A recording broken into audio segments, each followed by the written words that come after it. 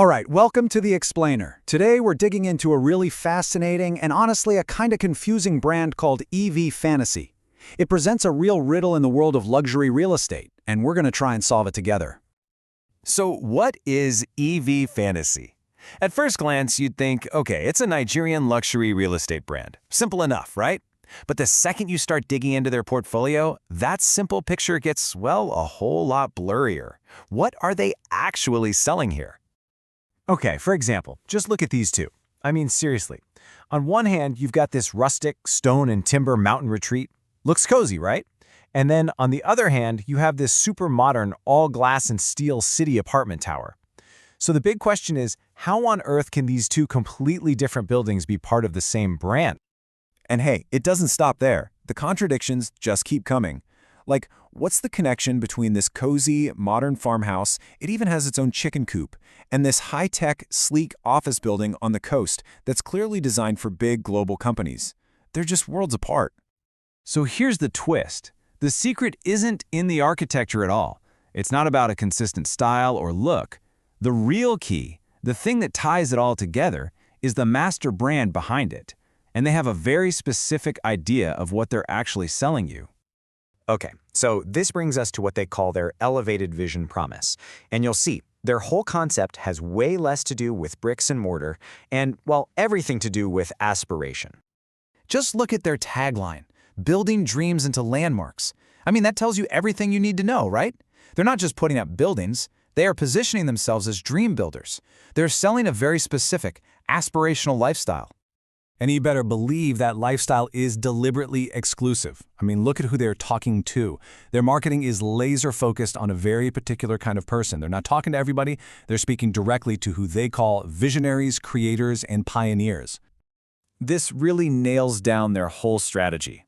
The brand isn't a type of building, it's more like a curated identity.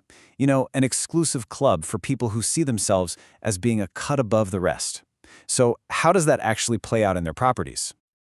Well, that brings us to what they call their portfolio of fantasies. And this is where it gets really interesting.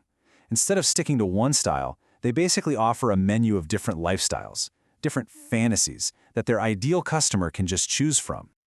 So first on the menu, you've got the Mountain Serenity Fantasy. This is for that ultimate nature escape. Check out this ultra-modern mountain villa. They say it's where modern grandeur meets mountain serenity. It's all about being above it all, both literally and figuratively. So this whole fantasy promises what they call a signature lifestyle in the Heights. You've got the infinity pool that looks like it's cascading off the hillside, those insane panoramic views, the flat rooftop for your morning yoga. Every single feature is there to reinforce this idea of a super sophisticated life that's also in tune with nature. All right, but then, for a totally different kind of visionary, they offer a completely different dream, the modern farmhouse. This one isn't about escaping up into the mountains, it's about escaping out to the country. It's all about blending that rural spirit with really cutting-edge innovation. Yeah, this fantasy is really speaking to someone who wants a life that's more serene, sustainable, and soulful. It's for the person who's tired of the city hustle and wants to trade a high-rise for a piece of land and a connection to something more traditional. And then, just to give you whiplash, in total contrast, you have the urban powerhouse fantasy. This is for the exact opposite person, the one who wants to be right in the heart of the action, living above the noise in the center of the city. And get this, they don't even call it a home, they call it a platform. A platform to build, to reset, to lead from. It's for the go-getters, the forward thinkers, who need their space to match their ambition. So way less about peace and quiet, and way more about power and control. Okay, so let's recap. We've got a mountain retreat, a country farmhouse, and a city skyscraper. What in the world could possibly connect these places? Well, it turns out, if you look really closely, there are these common threads that actually tie this whole wild portfolio together.